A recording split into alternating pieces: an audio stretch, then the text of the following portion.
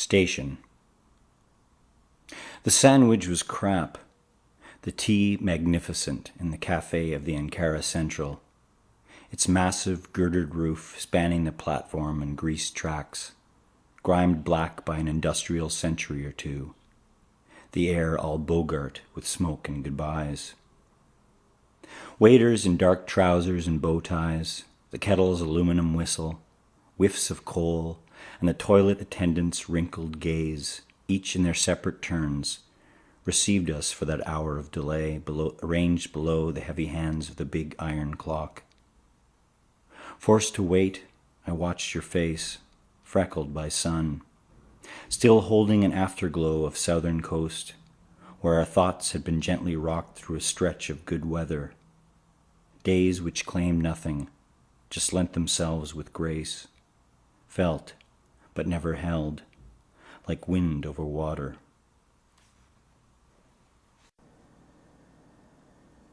The throw.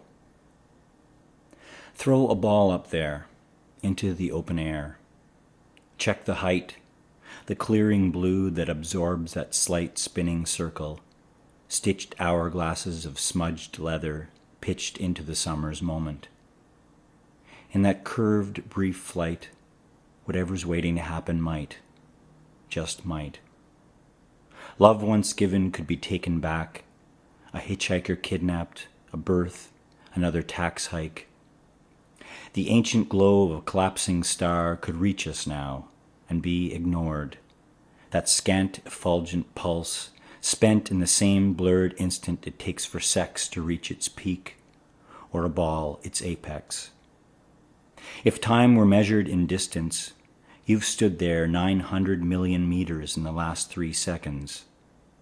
Enough time for the crest of a wave to whiten and fall, your eye to assess the ball, an arm to lift, stretch, put out its hand, and catch.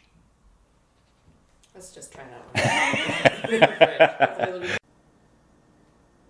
The game. The trees skitter past, a rush of verticals at the roadside. I'm 15 in the rear view, off to play the softball tournament at Golden Lake. There's Tommy, Trevor, and me, and Trevor's older brother, Kevin, who shit grins behind the steering wheel, getting us there for the 10 a.m. pitch.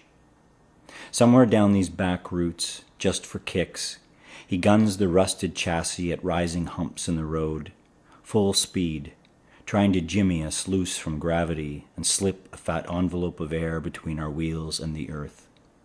Each time we land, our tailbones jab the vinyl seats, and the stitched gloves jostle in our laps, their punched palms a darker tan than last summer.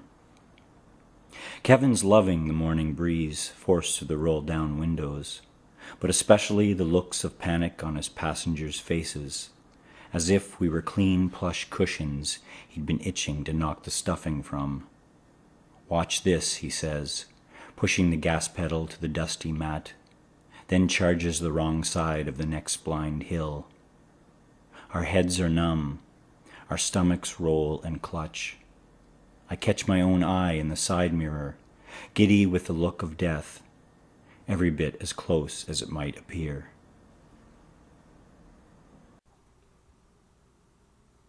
Japan was weird. Japan was weird, wasn't it?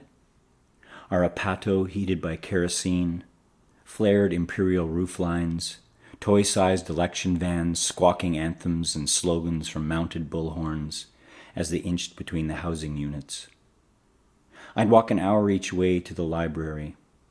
Its hazy interior had a section for smoking, so I promptly spun around and strode to the corner to get some. When will I ever do this again?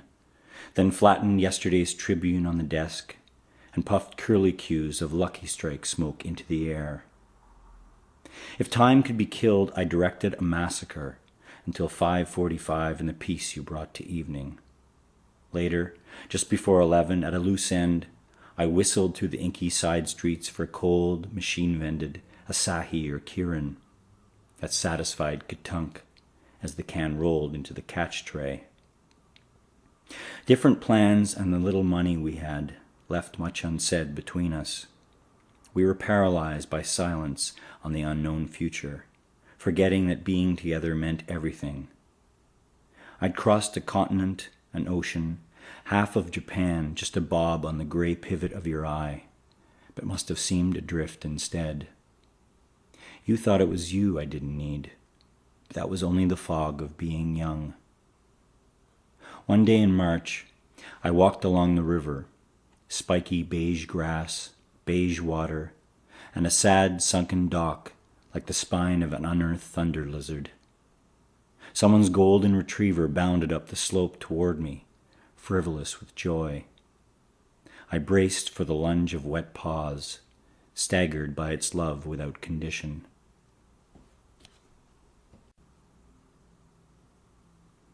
Powerboat.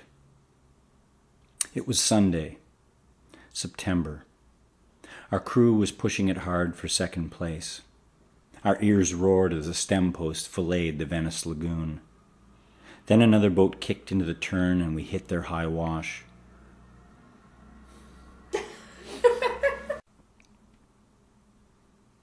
I used to live around here. 2 rooms, 1 window, a year's lease.